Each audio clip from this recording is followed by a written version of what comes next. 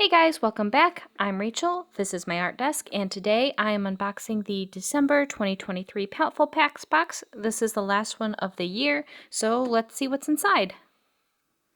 Okay, the first thing that I see is a 3-pack of Graphics Aqua ink.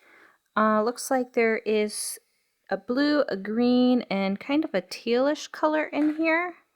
Right, the next thing that I see is a 5-pack of the Ecoline pastel brush pens. So there are 4 pastel, blue, pink, purple, green, and then a light gray color as well.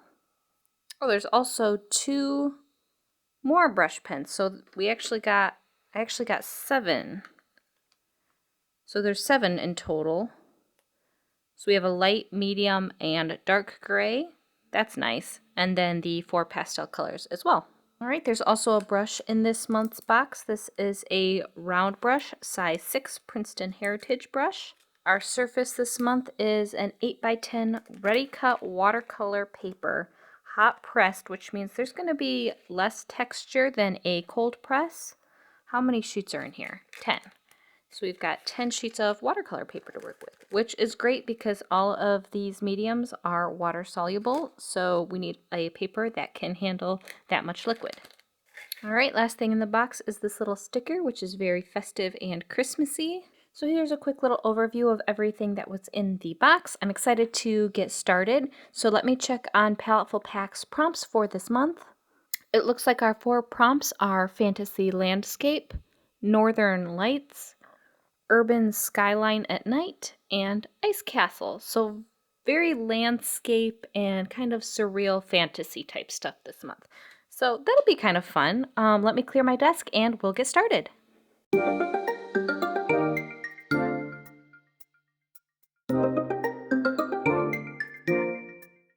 So I'm starting off with swatching the materials I received in the box and brainstorming a few ideas in my sketchbook for each of the prompts provided this month. I knew I wanted to keep each of the designs relatively simple because we're in the holiday season and I knew my time was going to be limited. In hindsight, I think I would have benefited from cutting down the size of the watercolor paper and just making smaller art this month, but you know, I didn't. Live, learn, and move on, I guess. So for the prompt Fantasy Landscape, I wanted to make something festive, so I drew a dreamy landscape with Christmas cookie trees, gumdrop boulders, sugary snow, cotton candy clouds, and candy cane, I guess we'll call them trees. They don't really have branches, but they're festive, so I wanted them to be there. I mostly used the markers for this drawing, and I did struggle making dimension to everything because all of the colors were pastel and very light and airy, and my shadow colors that I was relying on were gray, which kind of sucks the life out of the drawing, but I think given the limitations of material and time, it didn't turn out too bad.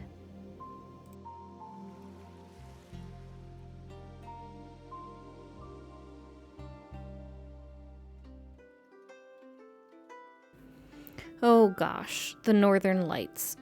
This one really kicked me. I struggled through this whole thing. My vision was a cool tone drawing, an icy igloo with colorful lights jetting out from a dark night sky, okay?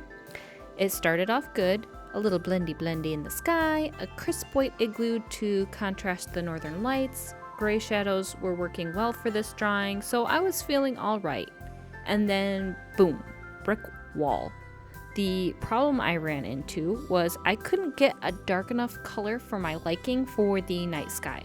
I kept trying to just make it work and then deciding it needed another layer of pigment to deepen the color, which then needed to be blended in with the green lights, which in turn lost their bright light look, and it was back and forth, and eventually I gave in and decided that I had spent enough time trying to make something that in the end was just beyond repair. I really did try to save this one because I like the idea behind it. I just couldn't execute my idea with what I had, and this is definitely my least favorite of the 4 drawings. A moment of silence for that fail, and moving right along to a relaxing, doodly, fun drawing to get me back on my feet. The prompt for this drawing was Urban Skyline at Night, And I'm not a fan of big cities, and small rural towns don't really even have a skyline. But you know what I do love that also has a super unique skyline? Whoville. I was having too much fun with the wobbly windows and blobby buildings. I kept the front buildings the darkest so that the house in the center would stand out as a focal point. Side note, I did not intend for it to look like a snail, but it looks super intentional and it makes me love it even more. I did end up adding a white outline to a few of the buildings, which I guess is cheating since it wasn't a supply in the box, but it's my art, my rules. And the only thing I think I would change about this one is maybe adding more buildings because they were just so much fun to doodle. Last but not least, here's my drawing for Ice Castle, which is actually an ice cream castle because one Candyland drawing was apparently not enough. I used only the markers again and finally realized that I needed to scale down my paper in order to have enough time to finish this thing. I cheated again for this drawing and used a pen to outline because I wanted it to look more like an illustration. This is definitely my favorite of the four, but what do you think? Leave a comment down below of your ideas for the prompts and which one you like best.